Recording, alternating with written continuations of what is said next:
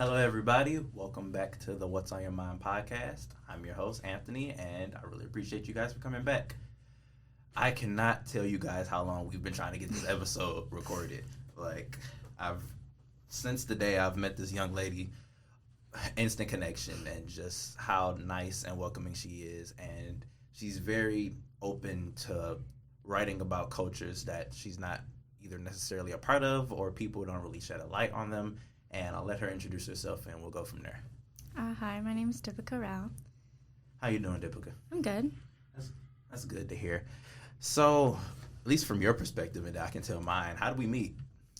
JRN 200, yeah.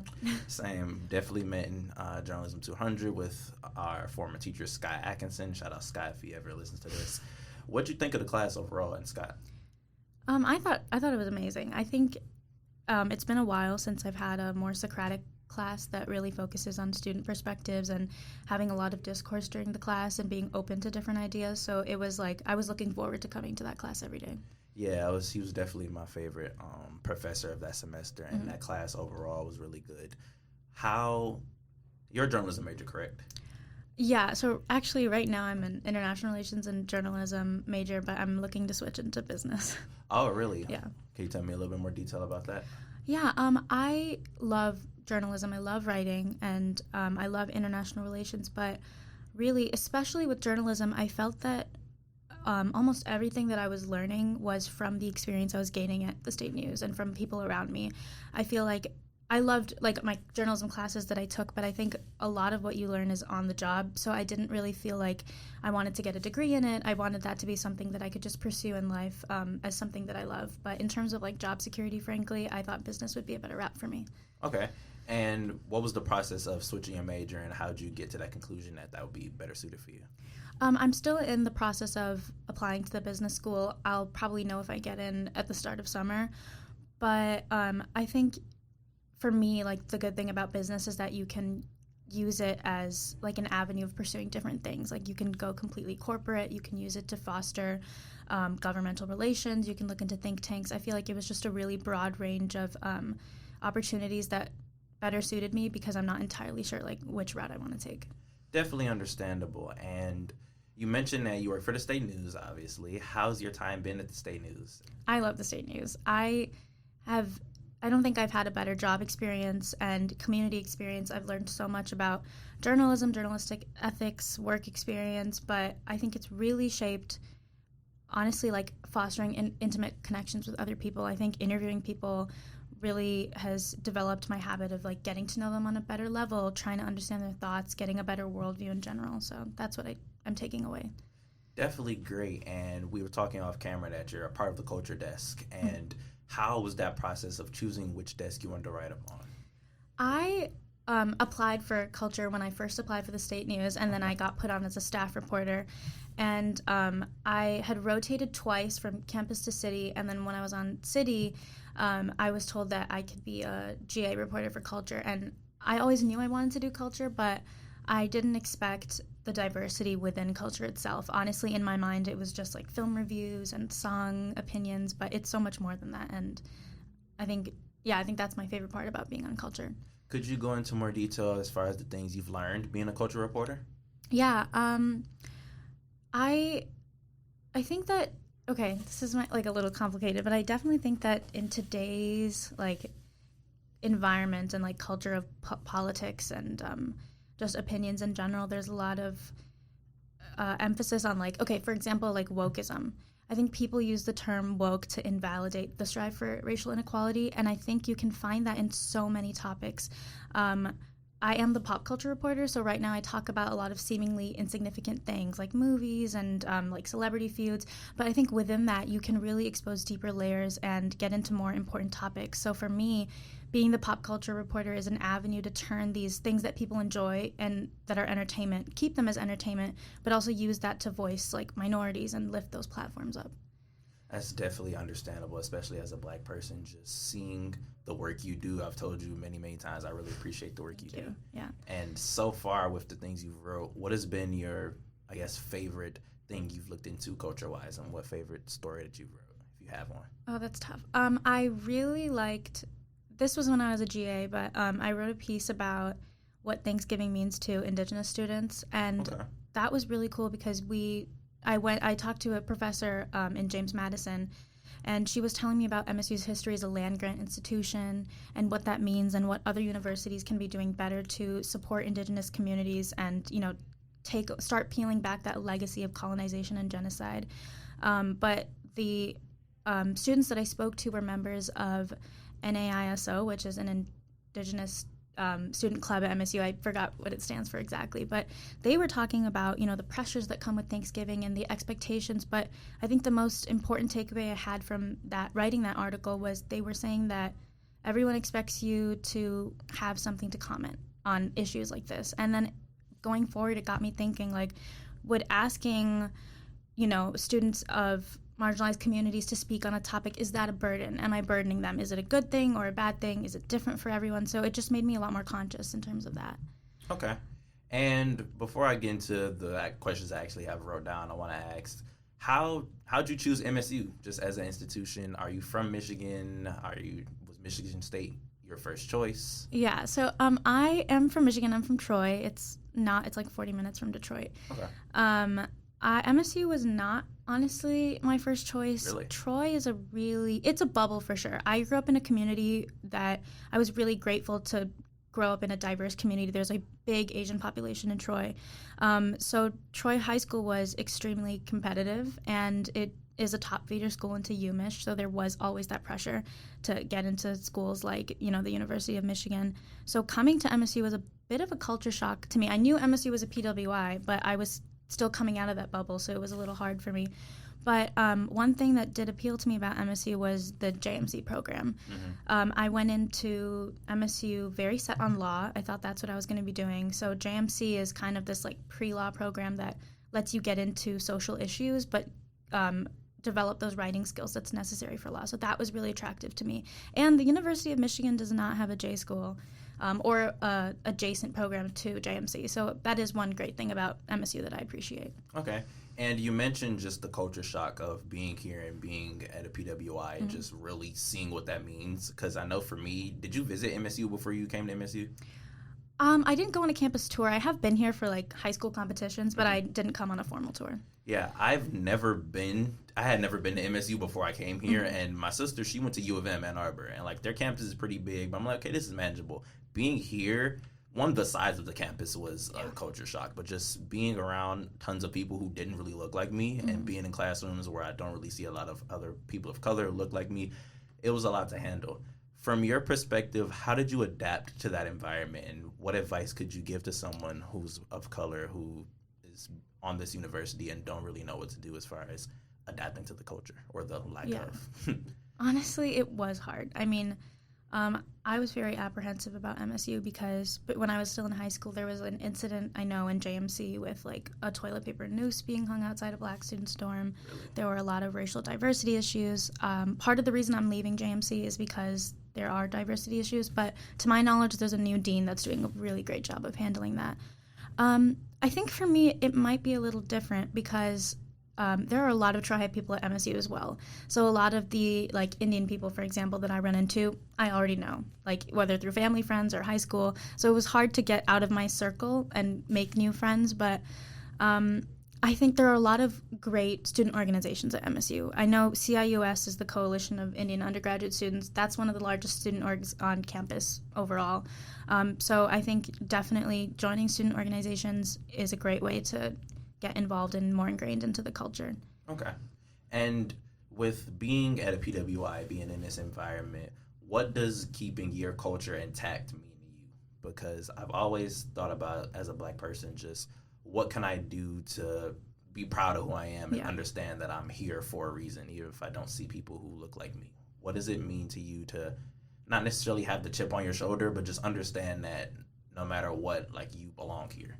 That's really interesting.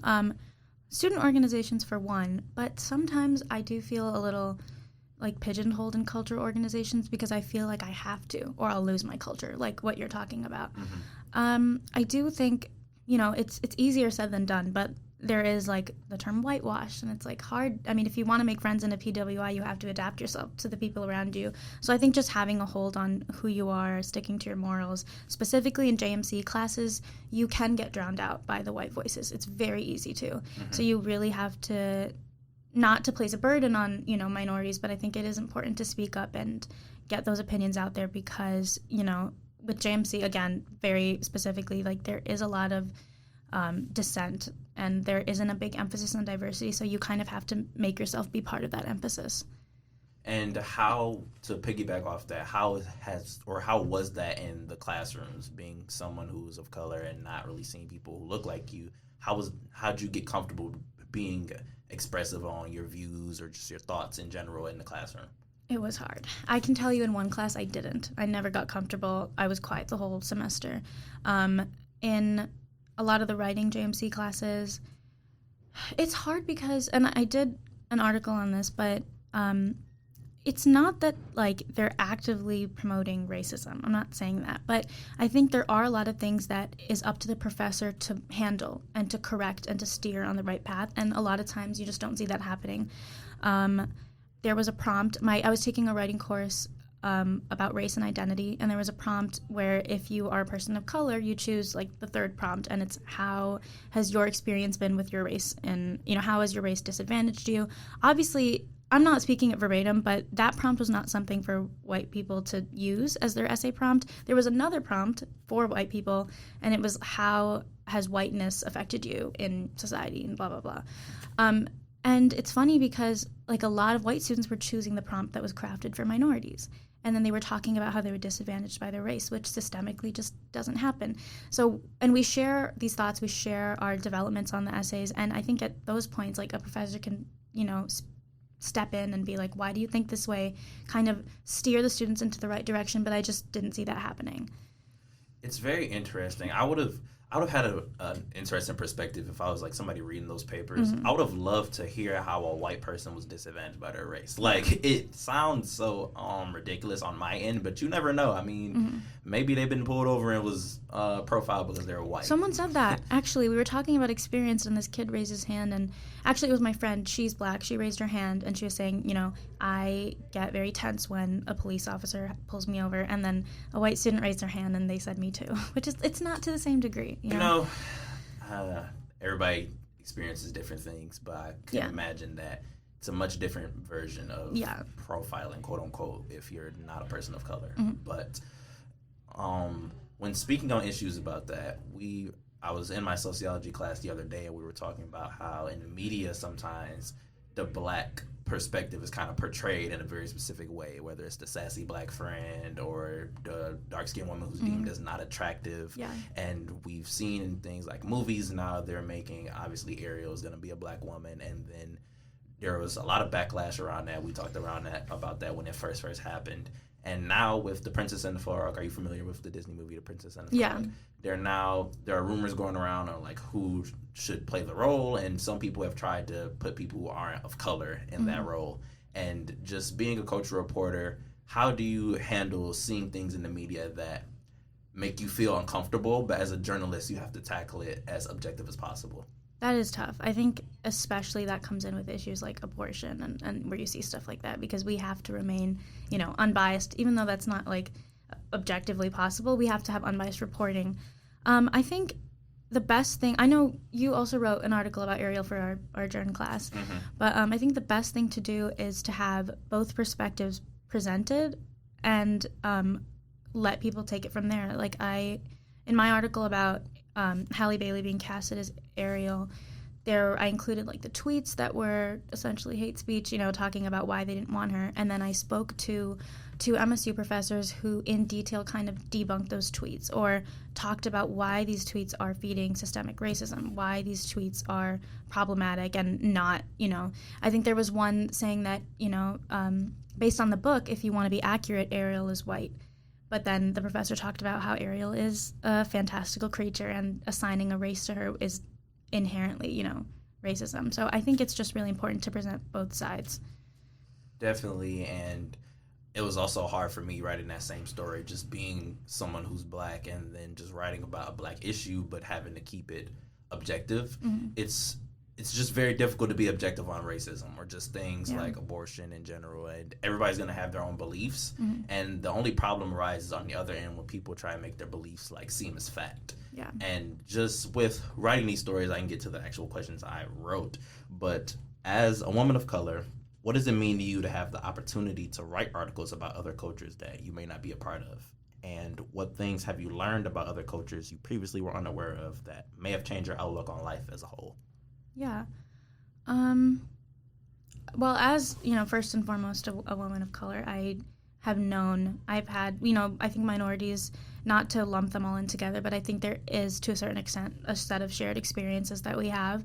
Obviously, a lot of them differ between minorities based on the experiences here in the United States, but I think there is some sort of solidarity, usually, that I find with sources that really makes it easier to get them to open up to me, to pick issues to talk about, and it has made voicing minorities at the top of my priority. Like, that is so important to me just because of the experiences that I've had. What was the second part of your question? It was, what things have you learned about other cultures you previously were unaware of that may have changed your outlook on life as a whole? Yeah, okay. So I did one article when I think it was my first culture article about AAVE, about how TikTok, they call it TikTok language, but it's really AAVE and how that's being appropriated. And I didn't know about code switching really. Like, I researched about it beforehand. I did the article, but I didn't know about code switching. I didn't understand what that was and the necessity for why. I wasn't taught about it in school, which is, an issue in itself. That's something I learned with the Indigenous students of the Thanksgiving article. I learned about the land-grant institution. I learned about what Thanksgiving means to them, what it represents. I've learned a lot about also, like, just contrasting opinions. Like with Avatar 2, it was accused of cultural appropriation. And I had, Avatar is, I might be wrong about this, but I'm pretty sure it's a Hindu word. I know it's pertaining to Indian culture. So there were a lot of cultures that James Cameron took to make this fantasy world, and there were conflicting opinions on, is this cultural appropriation or is this a fantasy universe? So I have students talking about both sides of the stories, both students of color, and I just think it's interesting. So it's definitely opened me up to different opinions in general. And real quick, just speaking about Avatar, and it was weird because when I'm a big fan of the first Avatar, and then seeing the second Avatar, they had like the white guy or the white kid who had like dreadlocks, and I'm like, I don't know how I feel about that. Yeah. So just from your opinion, when you were mentioning, how did you feel about the cultural appropriation topics, and especially I'm also not sure if Avatar is like a Hindu word, so if it is, that's props to you for knowing that. But just how do you feel overall about it? I think it's interesting. I think there's a fine line to walk because, yes, it's fantasy. It's made up. It's an amalgam of different cultures. Amalgam? Okay, hold on. You're about to maybe pull them out the stories, okay? I think that, but there are ways to acknowledge those different cultures. For example, most of the Na'vi people in the Avatar universe are CGI. So it would be so easy to allow representation into that casting by casting people from different backgrounds of different races, because ultimately, like, CGI would make their skin blue and incorporate them into the fantasy universe. So I don't really get why, like, Sigourney Weaver had to reprise her role. I think that would have been a great opportunity for representation and diversity within the cast itself. And I think there are ways that James Cameron can acknowledge that he took parts of different cultures and incorporated it in a productive way rather than I stole it. Definitely understandable. And this also reminds me of something else. I don't know if you were familiar with. Are you familiar with the Harry Potter franchise and just some things that have been going on recently with the Harry Potter, specifically the game they released? I don't know much about it. I just know that there was a lot of controversy because of J.K. Rowling. So I'm also not informed about J.K. Rowling. So if you are, then you can fill me in on why people view her the way they do. But she's under some fire. She's been under some fire for a while due to maybe some transphobic comments she's made. And they released a Harry Potter game. And streamers and gamers around the world were trying to play the game, but they were being attacked for being transphobic because they were playing the game. And it was confusing for a lot of people because J.K. Rowling had no direct ties to the game. It was just Harry Potter, and since people view her as one thing, people attacked people for playing the game when they just simply wanted to play a game. The question I have, when issues like these arise, how do you manage the fine line of being understanding to a side, but also being understanding to the other side, and understanding that different views can clash, but it doesn't. Each side can be right, pretty much. That's interesting because as a person, like naturally, I will gravitate to one side over the other. Usually, I'll just choose what my morals align with. For that issue specifically, I think it's interesting because, yes, J.K. Rowling has come under fire for transphobic comments and for her depiction of, like, characters in the book that were problematic. I don't know much about the game, but if the game is new and doesn't incorporate the old characters, I think it actually could be a chance to have a new avenue that's not transphobic and create a new universe that Harry Potter fans can enjoy, but also be separate from all that backlash and be separate from engaging in that hatred. Mm-hmm. So I think it's interesting that the two sides are fighting. I don't know, though, if it has the old characters. Then I guess I could see where... Yeah, I'm also not familiar. What I am familiar with is, ironically, they had a transgender person in the game. Okay. So I felt like, especially the developers of the game, because they're separate people. They have families they're trying to take care of, and they also attempted to be inclusive somewhat in the game. And again, I'm not familiar with Harry Potter. Well, I've actually never watched it or read the books. But and another question I'm just thinking of, how do you personally handle talking about these issues, whether it be part of the LGBTQ+, or just issues with different minorities? How do you handle talking about the more controversial topics and just giving your own opinion without offending anyone? I think the best thing to always do is research of both sides, and then when you're sourcing, journalistically, and you're talking to people, make sure their views are being incorporated and not, selecting different clips that appeal to one side or the other. Like, again, objectivity is tough to achieve. It's easier said than done, but I think that's the best thing to do. But really knowing about what you're talking about, I don't know a lot about LGBTQIA+ issues. I especially if I'm writing an article for Culture about something I'm not familiar with, I think the first step always to do is research. Mm-hmm. And just in general of talking about these different issues, like we were mentioning, like we've talked about many times, it takes a lot for people to be interested in certain things, especially about Black culture, because maybe some people don't know how to write about it. Some people may not care about it. And what inspired you to seek knowledge about other cultures, and specifically Black culture, with being a woman of color and a woman in general, and having the role of sometimes not being looked at as equal compared to men, and we'll get into that later, but just what inspired you to tackle these subjects about culture, Black culture, minority culture in general? For one, I think that if there were limitations on who could voice minority voices and who could write about marginalized issues, then we would never have progress in society. Because then if you're kind of telling, like, for example, white people, you can't speak about, and I'm not saying being a voice for a specific issue, but just talking about it, getting other people who belong to that community's opinions about it. If we limit that to just the race at hand, I don't think we have any progress in terms of understanding racism and dismantling it, more importantly. So first and foremost, I think that it's important for everyone to learn about other people's cultures and learn about the issues that they're facing and figure out how to dismantle it together. Black culture specifically, and I'm not naming any specific institution, but I think that's one that's historically been oppressed, especially in America, not talked about, very marginalized, but also turned into the brunt of a joke. You see that a lot on platforms like TikTok now. And it's just like the audios, for example. You have audios of, like, I don't know if you watched Hidden Figures. I haven't watched it. Okay. Or is that... I'm pretty sure I have watched it. Isn't that the movie with Taraji P. Henson? Yes. Yeah, I have watched it. Okay. So I was thinking of Woman King. Okay. Yeah, no. So she gives a speech in the movie about segregation and discrimination, and it's a beautiful... I know what you're talking about. Yeah. Okay. It's a beautiful, like, acting segment and a beautiful speech, and then people on TikTok are using that audio to, like, compare it to, like, washing the dishes or something stupid. And yes, it's a joke, and I'm not saying that humor can't exist anymore, but we have to understand, like, where it's coming from, why it can be problematic, how it's undermining the strive for racial equality.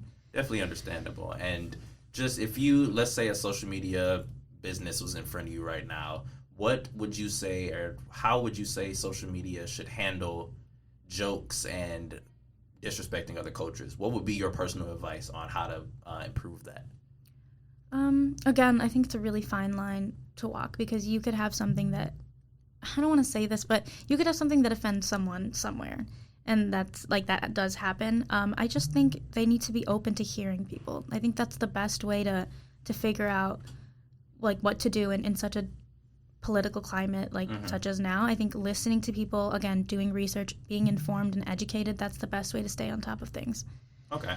And just real quick, I'm thinking while we were talking about this, in general, what's your opinion on like cancel culture or just apps like Twitter or just social media taking, let's say, a mistake someone makes and like writing them off, and you have people, obviously, you think of like DaBaby, people like that, people like Andrew Tate, which we're going to get into Mr. Tate later, but just what are your personal views on cancel culture? Do you think it has its place, or do you think it overstays its welcome? I feel like cancel culture may have started out like well-intended in a way, but I do think there's a danger with it, because if you, like you said, write someone off, you're not giving them, and this is tough because you can find exceptions to this, but you're not giving society a chance to change and make say, okay, this was wrong, let's move forward, because you're just kind of wiping their existence off and saying that what they're doing is not right. And it's especially interesting when you come to influencers, because these people they have a lot of following, they have a lot of power over their followers, they actually have an opportunity to make waves in the world. So I think canceling them takes away the chance for them to make corrections, to spread positive messages, and to continue making those waves, because ultimately they will forever have a platform. I think you find that with people who have been canceled, like their name still rings bells, their names still make people say, oh, I know that person, I know they did this. And it's better that their name be associated with the change they made rather than the mistake that they made. Okay. I like that last thing you said. With all this talk about culture, I want to ask, could you talk about your own culture? What does your culture mean to you? And if someone like me, for example, who's not very familiar with Indian culture, how would you explain and express your culture and just that part of you? That's a good question. I've never really had to think about that, because India is really diverse. There's 22 languages. Really? Yeah. Wow, that's dope. 22 languages. It's like one of the oldest. I know Hinduism is one of the oldest religions. I have definitely struggled with my culture, like every single day since I've grown up. I can tell you, on really basic levels, like school, like making fun of food, the kind of stuff that is almost cliched at this point. I've struggled with it with my personal identity, whether I want to express it or not, whether I think that'll get me embarrassment or humiliation. I still struggle with that now. It's easier in Troy because, again, there's a huge Asian community, so I don't feel out of place. But if I were to go to a religious event or a cultural event here, I think I'd definitely be a little more apprehensive. And then definitely with my career choices, I think it's affected me the most, because I've been involved in like music my whole life. That's, from the bottom of my heart, what I want to pursue. But I wrote it off at a very young age because I told myself I was accepting reality, but what I was telling myself is that I don't fit the mold to be able to successfully pursue anything in the entertainment industry. Because, I am able to recognize that you have to be able to be, you have to be sellable. You have to be marketable in the entertainment industry. And someone who looks like me, who has a name like me, just in my mind, it's going to be really tough. And I don't know if I would be willing to, fight for that, or if it's possible at all. It's interesting that you had that perspective, because on my end, your name's really unique, you're really pretty, and you're very concise with your thoughts, and you're very well spoken. And it seems like when you have something in mind, you're gonna succeed at it. So at least from my perspective, I know it's very hard just when we look in the own mirror in general. It's hard to brag about ourselves, but I feel like anything you'd pursue, you'd be very successful in. And I never knew that you had thoughts about the music industry or music. Could you go into more detail about that? Because I never knew that about you. I don't thank you, first of all. That really means a lot. But I have been just involved with vocal singing my whole life and instruments, and it's something that my parents encouraged me to do. My family and friends around me. I did classical, opera, and Western training throughout high school. I actually was a semifinalist in a couple of national competitions. Okay, period.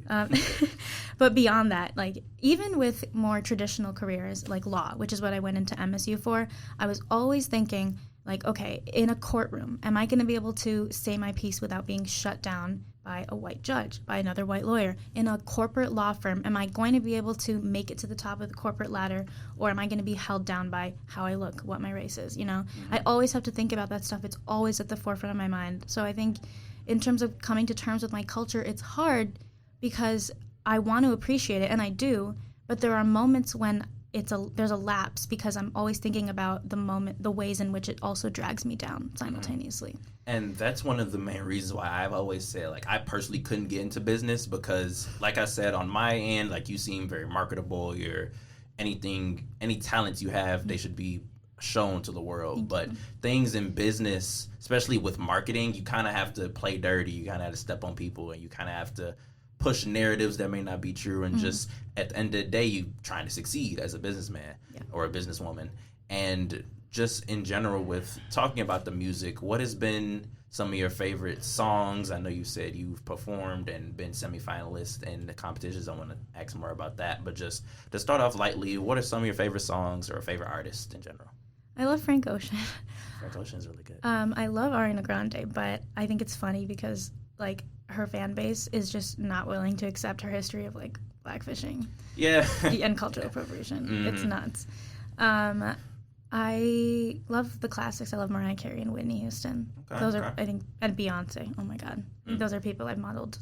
That's interesting. Yeah. Beyonce reminds me of something. So I had an interview. I did a part 2 with Jada. We recorded something recently, and I asked her. She's big into music as well. Who would you say is one of the greatest, if you can't think of one, just multiple, who do you think is the greatest singer of all time, and who do you think was probably overrated as a singer as far as, like, vocalist? Whitney Houston, easily greatest singer of all time. I'll never argue with anyone. Overrated. It's hard because, it's hard with women in the industry because they're always pitting women against women in entertainment. Definitely understand. And they're always, you see women I'm sorry, I'm segueing a little, but you see female performers, they have to wear, like, revealing outfits. They have to dance and sing. Dua Lipa got so much hate, like, last year because she couldn't dance, and people in the comments of TikTok videos I saw were saying, oh, good, we bullied her into dancing. And then you see, like, Louis Capaldi, Shawn Mendes. All they have to do is stand there in sweats and sing at a concert. And that's stand there in sweats. Basically. I'm not saying that they can't do that, but women should also be able to do that. So when you say overrated, my mind honestly, like completely honestly, jumped to Britney Spears at first, but then I'm like, no. Society has done a really good job at taking away her voice and degrading her, and she's a hard worker, and she's been dancing. Just because she emphasizes dancing over singing doesn't mean she's any less of an artist. So it's tough. But personally, I'm not a big fan of Billie Eilish, so I think I will say she's a little overrated. Wow. I've never heard that one before. And you made a great point with just performances and the standards that men and women are held to, because when I think about Rihanna's Super Bowl performance, I personally was a really big fan of it. And just, by the way, just to segue, I'll get to my question, just her performance and, like, so many hits she has, like, those weren't even all her hits. Like, she did incredible in my opinion. But the question I have, it comes from seeing people, like, really bash her performance. Like, even, like, some of my family, they were saying, like, yeah, I mean, it was cool, but it wasn't that good. She didn't really do much. And I'm thinking, like, first of all, I didn't even know she was pregnant. I didn't know if it was pregnancy or postpartum, but to find out. I was defending her with my life, saying that you can't expect women to go back to their bodies. Yeah. And the fact that she was pregnant, and one, she still did the performance. She could have easily canceled or anything. And the fact that she did the performance, did good, I feel like she did a really good job. But just when seeing how women are treated in the media, I know I've had episodes about this on my own before this interview. How do you feel, just to give more detail of how women are treated in the media, how do you feel about that, and do you think there's anything that could be done to fix it? Okay, in terms of fixing it, I feel like there's not one answer because misogyny is so deeply ingrained into the foundation of society. And yeah, women in media are just vilified. You see Selena Gomez and Hailey Bieber, that whole thing right now has been, like, yeah, it's funny on the surface or whatever, but again, it's women being pitted against other women. And you don't really see that with celebrity feuds between men. But I think the first thing that came to my mind when you said that is Meghan Markle. Because she is, like, constantly attacked on the media, on British media. She really can't get a break. It's crazy. I'm not really familiar with that. Could you go into a bit more detail about that? Yeah, so I know when Meghan Markle and Prince Harry got engaged, there was that is what it is. Okay, all right. Yeah. No, I don't know if you remember this, but like it was all over headlines that just British media was being so racist to her. They were I remember that. Yeah, comparing her to like a monkey. It was absolutely insane. Okay, I didn't know that. Yeah. But that is crazy. Yeah, and that didn't stop. And then you have Meghan Markle on her Oprah show. She talked about, the racism that she experienced from the royal family. And then you have people saying, one, that's expected. Two, she's lying. Like, I don't understand why she's such a villain. Yeah, I didn't really get it either. I had to remember who the young lady was because I remembered the name, but I couldn't think of the face. And just seeing in the media, the fact that they had to leave the royal family because of the things they were going through, it's really unfortunate. And just to piggyback off of what we were talking about, what are your personal views on moments of sexism towards women or the uprise of like alpha men in society? We mentioned Andrew Tate and people like that, and just it's so stupid. I mean, it's funny because you say uprise of alpha male, but I think it was always there, just taking new forms. And I think our generation, that's like the newest form. Andrew Tate, we've all seen this before, that Andrew Tate, even as a joke being supported, is not good because we have a young kid's impressionable minds that can support him starting out as a joke. You see it with Kanye too. But what you're supporting, what you're getting behind is extremely problematic. Definitely. And recently he had been incarcerated, and someone else that this very recently happened. Did you see what happened with 6ix9ine? No, I didn't. So he pretty much ended up like getting assaulted in like a gym, and people are celebrating like, oh my god, people finally caught up to him, and karma finally caught up to him. The question I always ask people, because no secret, I'm personally not an Andrew Tate fan, didn't really care about 6ix9ine, but just it's always been very odd to me when people celebrate something tragic happening to people. Like I remember Kevin Samuels when he passed away, like there were people who were genuinely like happy that he passed away. And I get on one end, like these aren't the best people. Like Andrew Tate, don't even have to explain, and 6ix9ine, literally a non-black person who used the N-word throughout his music. I'm pretty sure he just recently or at some point in time was found guilty of having sex with a minor or doing something like that. Like these people, I'm not gonna run to their defense, and I'm not gonna necessarily feel bad for them, one, because I don't know them, but two, these people have done horrible things. Andrew Tate, again, just all the things he's done. But just, it's always, I've never gone as far as to celebrate when something bad happens to somebody, because they're still people. So just, and then like apparently Donald Trump's gonna get arrested soon or whatever Trump going through. Just how, on your end, how do you view situations like that, or just how do you balance like, okay, like you may not like this person or you may not like this figure, but you're not gonna give so much attention to them that you care when something bad happens to them? Yeah, I think what you said was really powerful about how you don't like understand why. It's kind of like, why would violence shouldn't beget violence? Like it shouldn't be. It is reactive, unfortunately. So I think that's really what you see happening, is this call for balance. Like because this person's bad, they deserve this to happen to them. But again, like it's a mob mentality, and I don't think it's ultimately productive for society. Definitely understandable. And I know you mentioned like when we were talking about culture, just like religion and stuff, for example. And are you religious at all? Not really. Like my family is Hindu, and like sometimes I'll go to the temple, but it's not a regular thing. Okay, that's definitely understandable, because again, when me and Jada had recorded our other episode, we were like talking about religion and stuff, and just the question I have for you, just general question, when conversations of like religion or politics come up, and those conversations can get really, really intense depending on the person, how do you handle those conversations, especially like you say, you're not the most religious person? And it's frustrating because you have to have tolerance and respect for everybody, everybody's religions, cultures, backgrounds. But then especially I think you see this with Christianity. In extreme cases, you see it being used as an excuse for hatred, like hateful things. So I think that happens a lot with the extremist, like right-wing Republicans. But yeah, I think it's just hard. It's a hard thing to navigate. Definitely understandable. And to go back to transition all the way back to journalism and talking about things like that, what inspired you to continue to be a journalist? Because I know you're switching majors and you're still obviously a part of the state news. What keeps your inspiration going to think of stories every week and to get that product out there for people to continue reading while also trying to constantly think of ideas to keep things going on your end? For one, I love writing. That's something I've always been involved with as a kid. So it's just like a mix of that passion coming through with, again, wanting to amplify the voices of marginalized communities, wanting to get that out there. And I love film. That's something that... Oh, really? Yeah, no, I'm a big... I like a lot of movies that film bros like, so I'm very involved in that. So that is like one motivator. Anytime anything has to do with award shows or movies or TV shows, that's something I'm usually on top of.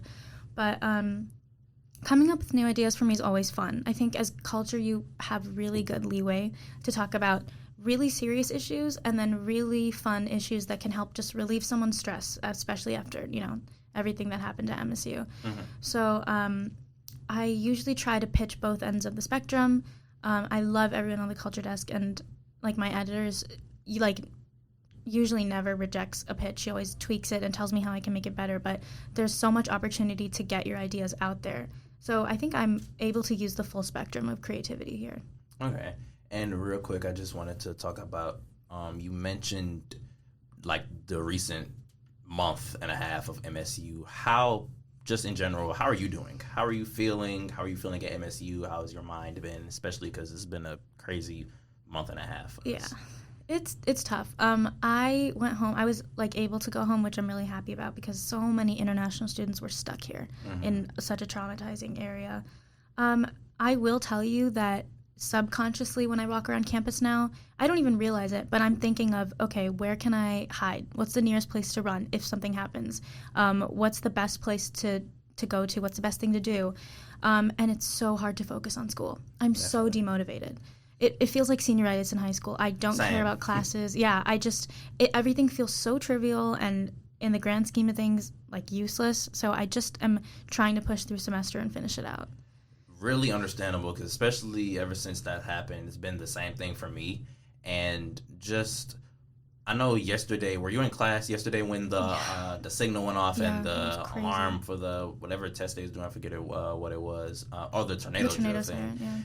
How'd you feel during that moment? Because me, instantly my anxiety was going through the roof. I got scared. I didn't know how serious it was, and people next to me were kind of freaking out, and then the Slack people or the state news saying okay, we need people to have their opinions, writing stories, and it was just so much happened all at once.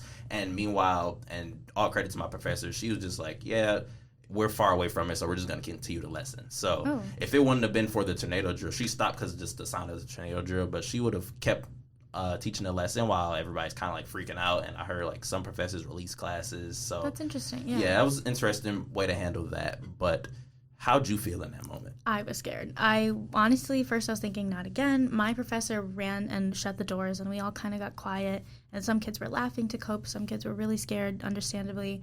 But I have to tell you, this sounds horrible, but throughout high school and going into college, I knew I was just thinking it's a matter of time. It's a matter of time before something like this happens to me, to someone that I know and love.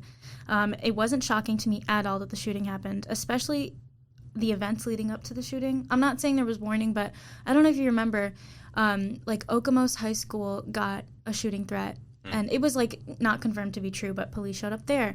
And then East Lansing high schools were all threatened in a coordinated thing across the state.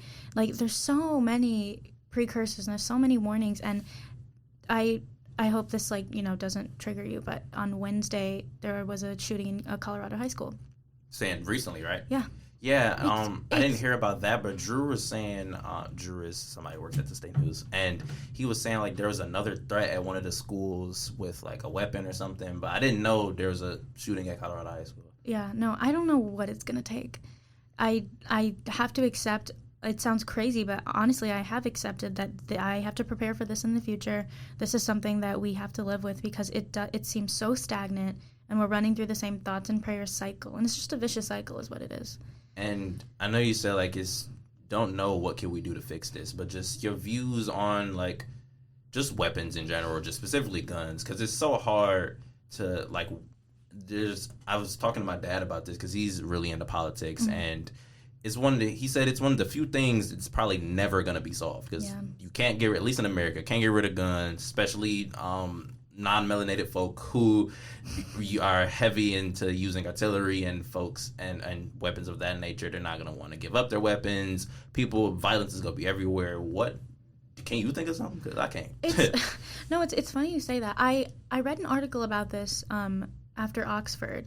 I don't remember the specifics, so I'm not going to misspeak, but it was a really amazing article about how the Second Amendment just doesn't apply anymore. Like, I don't remember the specifics, but it was talking about how, the right to bear arms would have made sense when the Constitution was being written for specific reasons, but right now just doesn't apply, let alone having assault weapons. There's just no need. There's really no need. And, yeah, as horrible as it sounds, I don't think it's ever going to be resolved. Yeah, I don't think it's going to be resolved either. But to segue from that, just because these are very many conversations that can go on for hours with seem to no end. You said that you've been a part of multiple nationwide competitions, music-wise, and real quick before I forget, you said that you love writing, and I want to ask, have you wrote any songs? No, I do suck at that. But I love books. I am like a huge book reader. I have written, I'm really into creative writing, not so much in college because there's just not much time for it, but definitely middle school, high school. I love fiction and fantasy writing, and for a while I thought I was going to be a book author. Is there any piece of writing you've done you can reference as a favorite or just a memorable piece of writing you've done? Okay, not creative writing, but did you have AP classes in your high school? I only had one and I wasn't a part of it. Okay. It was ironically AP European History. Oh my god. Yeah. I didn't even know that was an AP. Yeah, you would think history about white folk wouldn't a thing, but yeah. That's crazy. I took 11 AP English in my high school, and I had the best teacher I've ever had in my entire life. And it was funny because I believe that she actually strayed from the original school's accepted 11 AP curriculum. We read Mouse, which is a comic book written about the Holocaust. Amazing. It was a true story about a Holocaust survivor. We read A Raisin in the Sun. Honestly, that was the class that made me understand systemic racism, colorblind racism, all these different forms of racism. That was the class that really opened me up to other cultures. So I think the essays that I wrote for that class, definitely my favorite pieces of writing that I've ever had. Definitely understand. That sounds like an awesome class, by the way. Yeah. And to go on the book side, do you have a favorite book or a memorable book that you've read or stuck with you? Okay, I love Jurassic Park. That book is really good. Yeah. Not many people know it's a book. I didn't. That's why I just reacted like that. Yeah. I know it's a book. There's a book called The Girl with the Dragon Tattoo. It is a movie. I've heard the movie and the book. I've heard they're both good. It's actually about a journalist, so you should check it out. Oh, really? It's really good. Oh, yeah. That's my list. I did grow up with Harry Potter. I don't really reach for it anymore, but that will always have a nostalgia factor no matter how much I don't want it to. I loved Geronimo Stilton as a kid. That taught me all I know. That sounds so familiar. Well, I'm going to do a live Google so I can make sure I know what you're talking about. Geronimo, can you talk a little bit more about the book? You definitely know. I think you couldn't have avoided it, but it's just like a kid's kind of / comic writing. Yeah, and it's written from the rat's perspective, and it's for children, but it taught me so much. I mean, each book is about different cultures and countries, so honestly, that probably was the biggest source of knowledge for me. Great. And going fully into the music conversation, what has been some of the places you've seen around the world, the places you've traveled? Because I didn't even know you traveled either. So I have to say, this is the thing I am most grateful to my parents for. But I've had the opportunity to, since I was born, we travel every year to a different country. Oh, wow. To a different country? Yeah, mostly Europe, but I think I have visited upwards of 23 countries. It's the best. I mean, you see my face. I'm because at least from my memory, I can remember, but I've never been out of Michigan. No, it is a huge privilege, and I'm so grateful that I think that's something I want to give to my family if I have one. But you learn so much. You really see other people. You see other cultures, and it sounds like a cliche, it's obvious, but I think ingraining yourself in another culture. Each vacation I took would be in the summer, and it would be for at least 10 days. And I know a lot of people do, there are tours that are offered, world tours that kind of squeeze in multiple countries in 2 weeks. I just don't think I would enjoy that because you don't really get to ingrain yourself in the community and actually learn what these countries are about and what they have to offer. But it's interesting because a lot of the countries I went to, I think last year I went to Greece. And Greece, I don't know if you've read Percy Jackson. I haven't. I know what it is. Okay, yeah. No, but Hellenism is the religion of like believing in Greek gods like Zeus and Athena. And we go to all these sacred, amazing historical places and like museums. And all these artifacts they're empty. They have gold plaques that say, statue of Athena. And I was asking the workers and employees there, where is it? And they said, oh, it's in the British Museum. All of these artifacts that belong to these cultures have been looted and they haven't been returned, and they're in the British Museum or they're in the Irish Museum. And it's just crazy to me that we're in 2023 and we still have like huge effects of colonization in play. Mm-hmm. And with visiting these different places in these different countries, what has usually been your favorite or best part about adapting to another culture, or like eating a different place's food? What are some memorable moments that stick out to you? Food is always great. In high school, I studied Spanish, so Spain was one of my favorite places to visit because I got to put it to use, and it was really cool. The locals, yes, there are areas where my family experienced racism in Switzerland and France, but in Spain, they love when you speak their language. Their eyes light up, and they're so eager to talk to you. So I think just connecting with people, again, on that more intimate level is just always an amazing thing to see. And it really reminds you that you're not as different from other people as you think. And that's something to keep in mind when there's such polarized views about race and identity. But yeah, that's something I appreciate. And you kind of answered another question I was going to ask as a follow-up. Can you speak any other languages? I can speak Spanish. The language that my family speaks is called Tamil. It's a South Indian language. I understand it like really well. I just don't. Honestly, I'm so ashamed of myself. But I haven't had an opportunity to speak it except in my house, and my parents speak English, so it was never necessary. It kind of just faded a little bit. I do know a little bit, like bare minimum of Portuguese, just because it's very adjacent to Spanish. But other than that, I don't speak. Could you say something in Spanish, if you don't mind?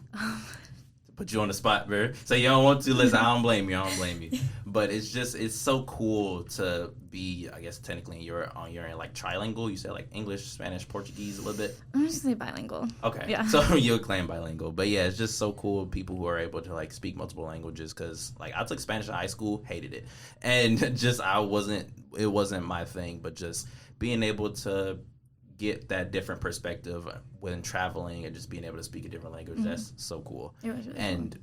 On the music end, could you go into more of your experiences on being like in competitive singing things and being able to get your voice out there in a different way other than journalism? Music was probably one of the few platforms where I didn't have to. Okay, I did have to think about like my identity and background in terms of career, but when I was performing, I felt very connected to the other performers. I felt like I was reaching my audience. It's such a releasing form of expression that it sounds so cliche, but like I could block everything else out and I could actually enjoy myself. So that's something that's really drawn me to music. And then, sorry, what was the other part of your question?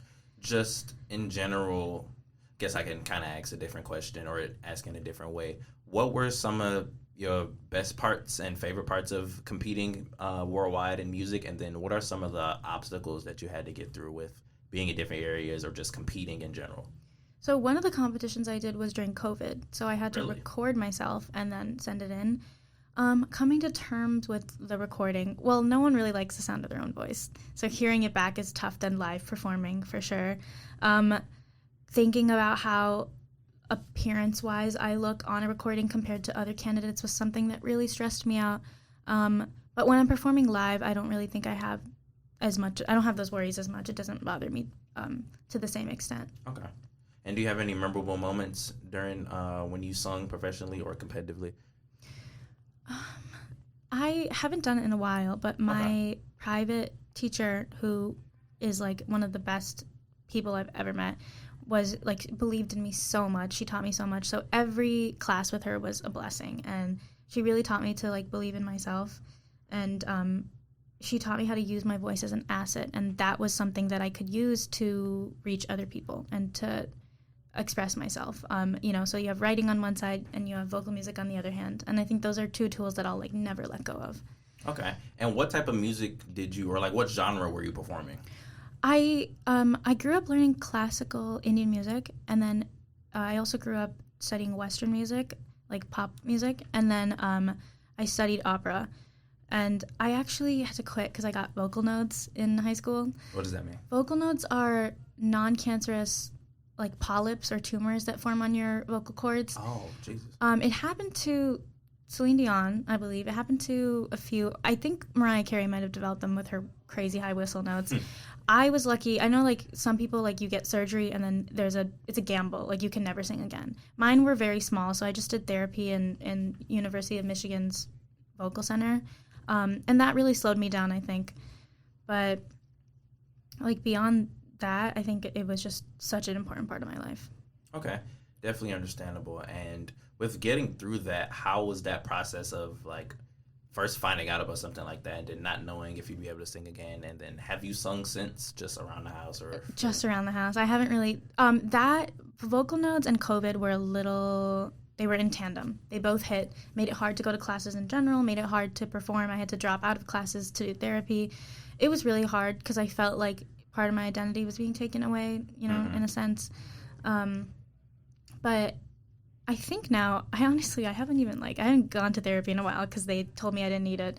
But it is something that can recur, but it's not something I think about anymore because I don't really take classes anymore. It's just, like you said, around the house.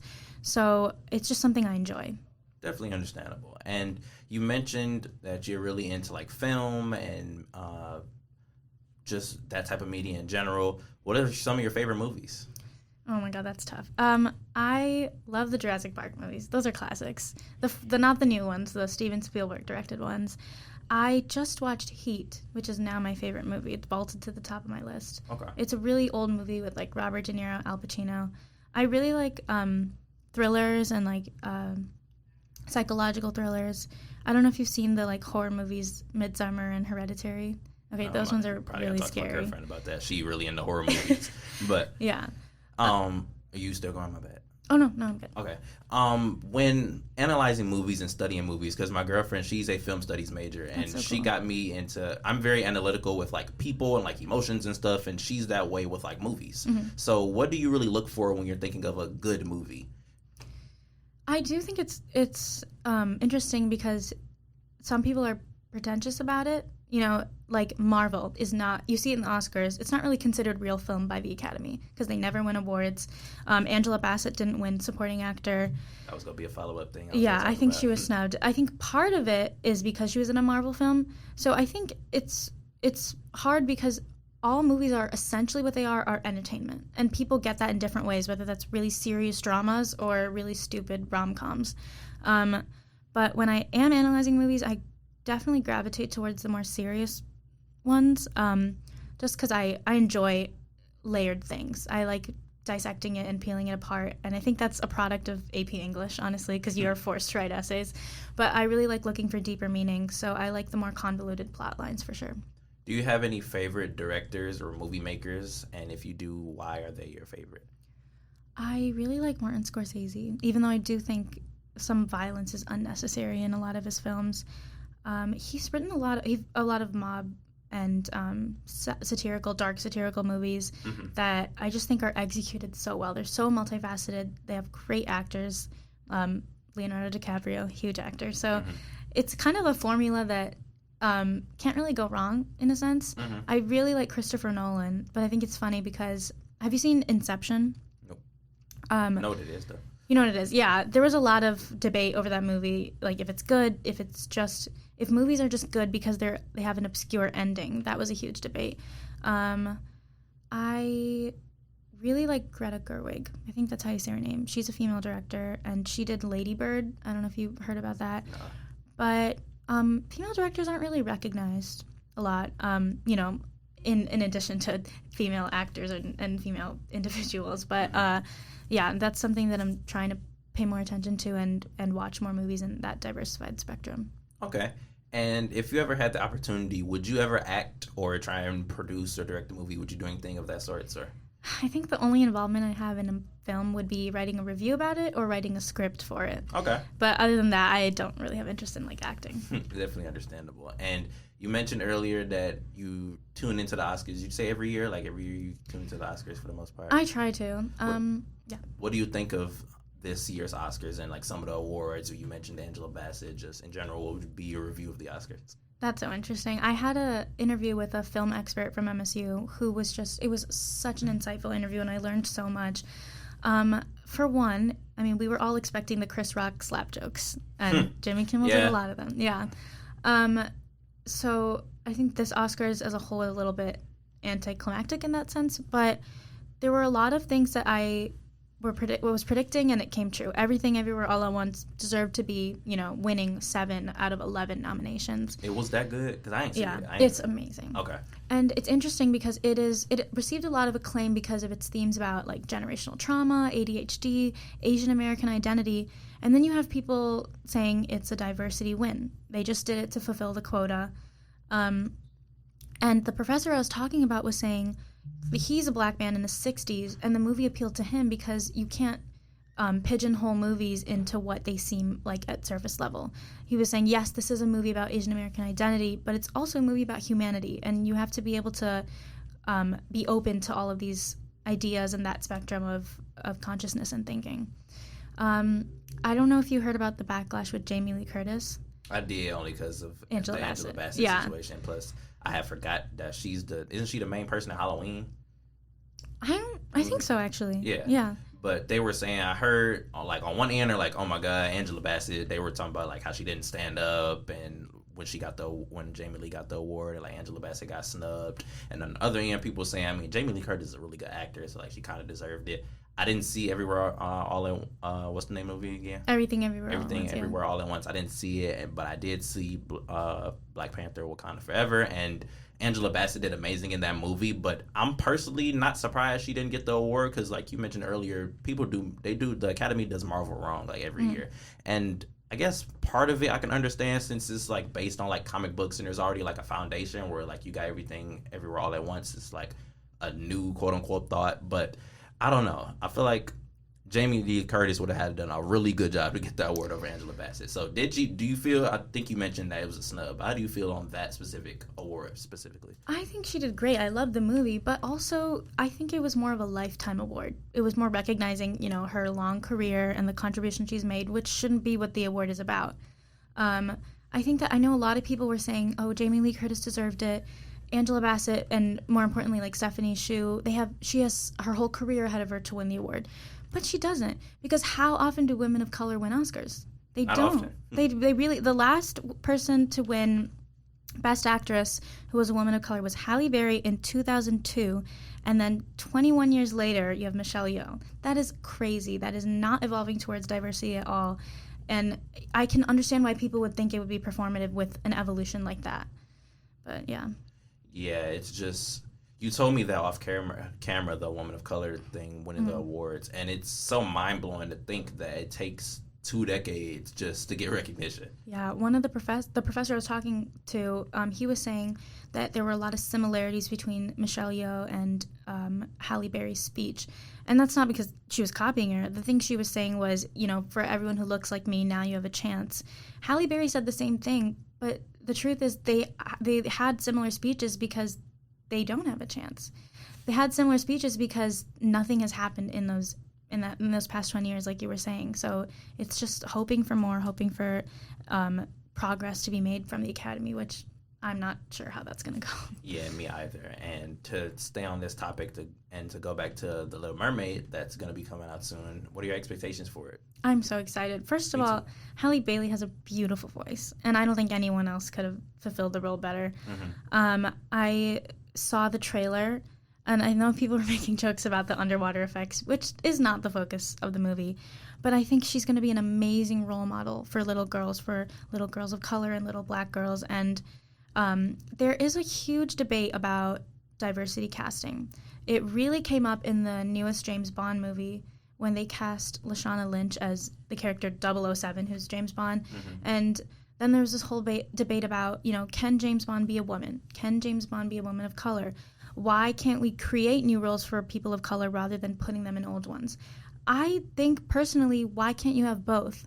It's not harmful to have representation in the old roles, and it's not harmful to pave the way for new roles. I think both of them are important, especially in Disney, who I don't know if you know this, but like before a lot of their movies, like Aladdin, they have disclaimers that say we understand that this has racist and transphobic material, and they have disclaimers at the start of a lot of their movies. And the best way to rewrite that is by casting people of color and people from different backgrounds and giving them a chance to have that narrative. Because the truth is, a lot of these Disney princesses are classics, and they're here to stay for generations to come. Like, yes, we can have new Disney princesses, but Cinderella will always have a place. Rapunzel will always have a place. So it's important to have representation in the classic roles and also the new ones, too.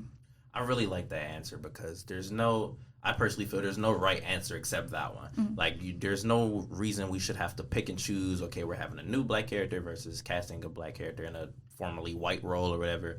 There should be a healthy balance of both. And with the new Little Mermaid coming out, whoever they pick for the Princess and the Frog movie they're making, and just the steps Disney can take moving forward can really rewrite their history. And we don't have to really just remember them as, the things Walt Disney did when he was alive, or the racist depictions in old Disney productions. We're in 2023. We can rewrite history. We can make a new generation of movies and talent and give people and cultures the light they deserve. Yeah.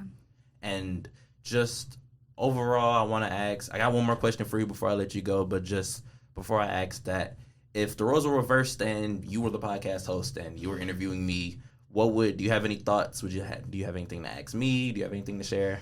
Ooh, how did you get comfortable? How'd you get into podcasts, and how'd you get comfortable asking people questions, formulating potentially controversial questions? Like, how'd you get into that? It's a really good question. And, the answer, ironically, is I've never gotten comfortable with it. It's how I've always been. Mm-hmm. Like, I've always been someone who's very analytical, always thought about, okay, what about this? What about this? What about this? And I was talking to somebody the other day that when I was younger, I used to ask a lot of questions, and I was always shunned for it. Teachers would literally tell me, like, okay, you have a question limit, and once you get past those, you can't talk or ask questions no more. Oh my God. And on one end, to play devil's advocate, I could understand if, like, you're in a classroom and there's a lot of kids and you have to get to every kid, and if one kid is asking all the questions and nobody else participating, I can understand that. But on the other end, it made me feel like my voice was being silenced all the way up until dang near college. And it was so weird getting to college and having those moments of silence when nobody says anything, and then when I would have raised my hand, teachers or professors would be like, I really appreciate you, because I kind of needed somebody to talk. And you've heard me tell this to Scott when we were Journalism 200, and it was so jarring to hear that, like, no, you should ask questions, especially as a journalist, you should do that. And when focusing on podcasting, I always had thoughts to share, but nobody to share them with. Like, I always just talk out loud or just think to myself or talk to others, see if anybody wanted to talk. And I would watch podcasts. I would watch a lot of podcasts, and I always wonder, like, okay, I want to do that. But I never knew how to do it. And I just did a presentation on this for one of my for my communications class, because I always thought it was so difficult to start a podcast. And really, there's an app. It was formerly called Anchor, and now it's called Spotify for podcasters. You have that app, and it allows you to publish. This isn't sponsored, by the way, but it allows you to publish audio, and even in the app, you can send a link out to someone, and then you can interview someone inside the app.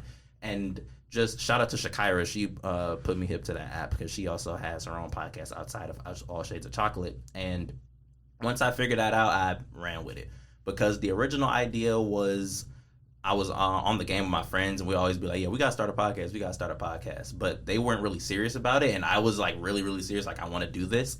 And I had a friend, his name was Brian. I still haven't had the honor to interview him. I'm going to get him on the show eventually. He was the one who really pushed me to be like, no, like, do this. Like, you would be really good at it. Start it. And once I started it, it flowed. And I'm not the most secure person. I'm pretty insecure, and I always thought, okay, nobody's going to care. Nobody's going to listen to my podcast. And just to see the support I get from my podcast, and then being brought to the state news to be podcast coordinator, it really kept me going to get my ideas out there, be able to articulate things for people who may not be able to articulate them on their own, but they have ideas, and have the honor of interviewing people like you and bringing people on my platform. And yeah.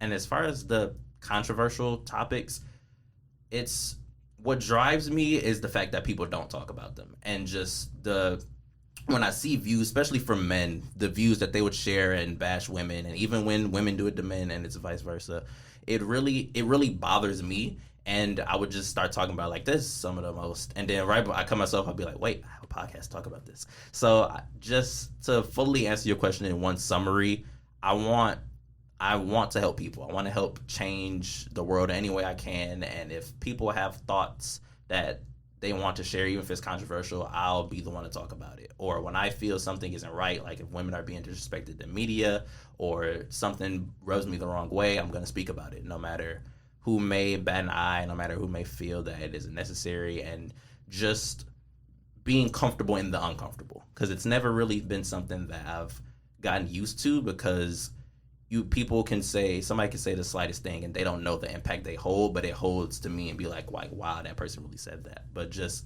being able to get my voice out there and help people in any way I can and have people listen to me, it's truly an honor. Like, I'm so grateful to the people who listen to me and the people who are on this platform and come talk to me and allow me to interview them. I think you're doing an amazing job. I mean, I can tell you, right, like from this experience, you've asked me questions to things I haven't thought about either in years or at all. I think, like you said, you've probably come to realize this, that people don't even realize that they want to share ideas, but they have so many things that they've just never been asked about. So I think you're absolutely inspiring. I really appreciate that. And that word, hearing that I'm inspiring is like, that's so heartwarming, because that's what I want to be for people. And just to have this opportunity in this platform, and especially working at the State News, I couldn't be more grateful for it. And you also did a really good job as well, because I haven't really had that question asked to me too much. And again, like I said earlier, you're very well spoken, and you should start your own podcast, bro. No, can I ask you one more question? You can ask me as many as you want to. How does your podcasting affect journalism, vice versa? Like, what have you taken from? Are there experiences that you've taken from one or the other that you haven't been taught in classes? So nothing that I haven't been taught, but just it was ironic.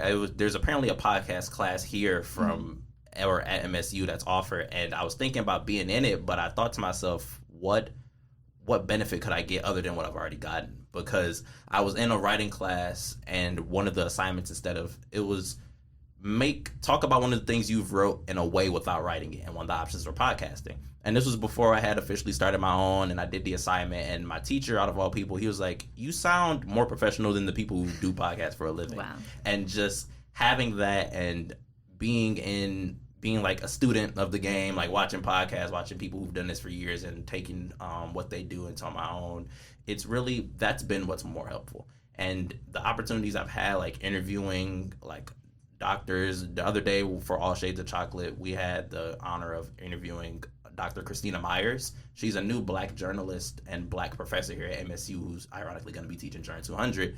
And just having the ability to interview her, or people like I interviewed a judge before for one of my classes that I'll use for this podcast whenever I get around to editing it. And just studying how I can be better has been the best thing that has been able to help me improve. And with doing my own podcast and being a podcast coordinator, that's also helped me a lot in knowing how to handle like bigger sound setups, because usually I just use my phone. Mm-hmm. And being podcast coordinator has allowed me to use the headphones we have on, the mics we have, the soundboard, learning how to use the soundboard, and just being able to do both the behind the scenes work and the on scene work. It's allowed me to further adapt and build my craft. Yeah. Have you had like a career dream or goal that has been stifled by, society or your background? Stifled as in like in a bad way, like kind of like down? So I actually, fun fact about me, I used to really want to be a teacher, because I love helping people, and I love being able to explain something to somebody, and then like that face of like I got it, like that brings me so much joy. And when I was younger, every time I would tell my favorite teachers, it's like, hey, I want to be a teacher, I want to do what you do, they would be like, do not be a teacher, because you don't get paid enough for it, and the things you have to go through being a teacher, you don't get the respect that you deserve. And that it hurt to hear that, because I knew they were just being genuine with me. Like, as much as I loved seeing the teachers and having some of the professors like Scott and being able to learn from them, I also know the negatives from it. And just looking back on it, if I had the opportunity to change, I would have at least minored in it. I've tried to minor in it, like education here, but it's you can't really do much with like a minor in education. So Yeah, and somebody gave me the idea because I had a presentation in one of my other classes before where every week students would teach the class, and I did it with a group. And like when I had my parts in like teaching a class, it was so amazing to see like people actually give me their attention and participate. I had like little questions for them, and before I had went, even with my own group members, people didn't really care. Like, you know, in class, It was an early class, so people either sleep in line for Starbucks. It was in I think, is it not Wells? It's one of the buildings that had a Starbucks in it that also had classrooms in it. And the moment I was talking, they were paying attention to me. And then once I got done, they were like, you should really be a teacher. Like, you did a really good job. And that almost made me cry. I'm like, oh my gosh, I never thought that I could have such an impact on others. So that was one that's kind of been stifled in a way. And then as far as like journalism, just when I told you earlier that people, before I got to college, asking a lot of questions was deemed as a bad thing.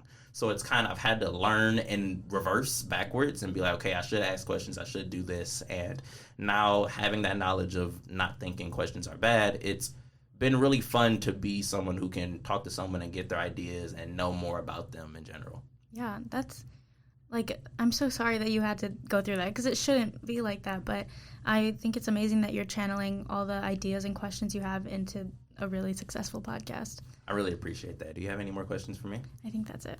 Okay, with one question I want to end it with, and I may make this especially because these next line of episodes I'm going to post is going to be like the new season of like my show, because like I had someone do like a design for me, like a logo, and then since I haven't posted in a while, the next batch of episodes are just going to be like the new season. And for this new season, I'm going to try to always ask my guests this final question before they leave, or in the beginning, depending on whenever I think about it.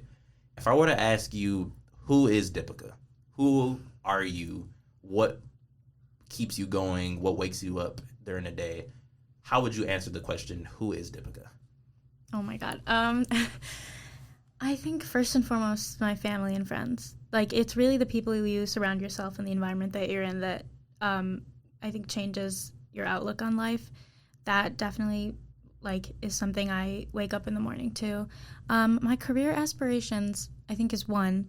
And not because I'm so set on one thing, because I don't know what I want to do. I don't know how I want to make an impact in the world. I don't know which avenue I want to take to do it. So I think figuring out what that is really going to shape my identity a lot. I think I'm someone, we're alike in the sense that like we want to make a difference. And it's so hard to do in today's world because it takes so much to get people to pay attention and to actually listen up. But that's so much of who I am, just getting that out there and getting those opinions out there.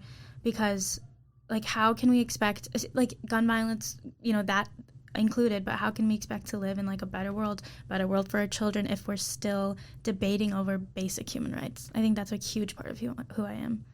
And just to give you more flowers again, the person you've been with, the conversations we had, and just meeting you in Journey to 100, phenomenal person for what I've seen, and just the way you think about a lot of stuff. It's really intriguing to see how you express yourself and just the views you have, because you would think they're basic things like, oh, you shouldn't treat people disrespectfully, or oh, you shouldn't treat women badly, but just it's becoming less and less common to have the mindset you have. So want to give you your flowers for that, and just I really appreciate you giving me your time to be on this show. I know we've been trying to plan it for a while, and we finally have gotten here, and I'm so very, very grateful. Are there any last things you want to say? You want to shout out your socials or anything at all? I want to say thank you to you. This is an amazing podcast you're putting together. The questions you asked were amazing. You're such an intelligent person, and you have so much to offer. So thank you for inviting me to be on. I was really nervous that I wasn't going to measure up. So thank you so much. You did phenomenally, and it's truly been an honor to interview you. And to anyone who's listening, who's gotten this far, I'm always so grateful for giving me your time. Again, I'm grateful to Dipika for giving me her time and having this interview. And see you next time. I really appreciate you for listening to the What's on Your Mind podcast, and tune in for our next episode.